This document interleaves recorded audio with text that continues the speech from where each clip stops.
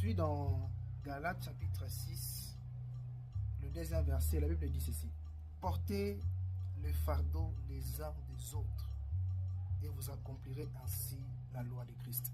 Il y a un de mes versets préférés que j'aime dans Proverbe chapitre 20, verset 6. On dit: chacun proclame sa bonté, mais un homme fidèle, qui le trouvera?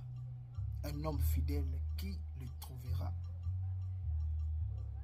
Vous savez, aujourd'hui, il est fréquent de voir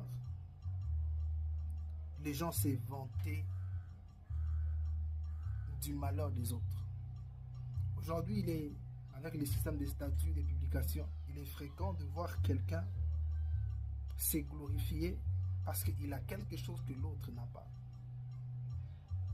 Alors que la Bible, pour nous en tant qu'enfants de Dieu, ça peut être à l'église, dans nos familles, la Bible nous appelle à porter les fardeaux des uns et des autres. L'église ne doit pas être bien. Nos maisons ne doivent pas être des endroits où on vient prendre des problèmes des autres pour aller les exposer, soit sur Internet, soit ailleurs. Dieu peut te permettre de voir les défauts de l'autre.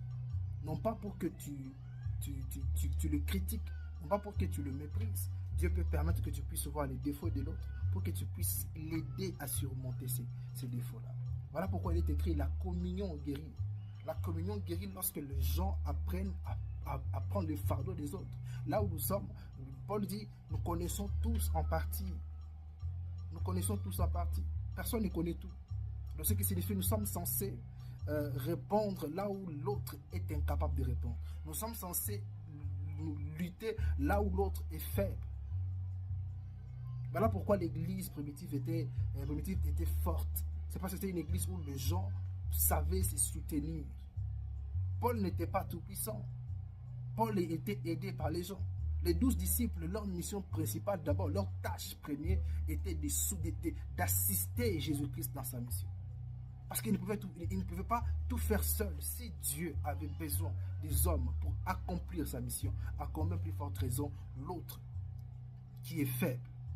Tu es conscient que l'autre est faible, mais tu ne sais pas comment l'aider, tu ne veux pas carrément l'aider. Apprenons à nous soutenir, que ce soit dans nos familles, que ce soit dans nos mariages, que ce soit dans nos églises. Apprenons à nous soutenir. L'église n'est pas un lieu où les gens doivent faire concurrence. Par contre, l'église doit être l'endroit où les gens doivent se sentir à l'aise, des fois, d'exposer leurs faiblesses, afin que l'église leur donne la force. Pose-toi la question: tu es celui qui détruit, ou bien tu es celui qui relève le fait? Dieu t'avait relevé lorsque tu étais noyé dans le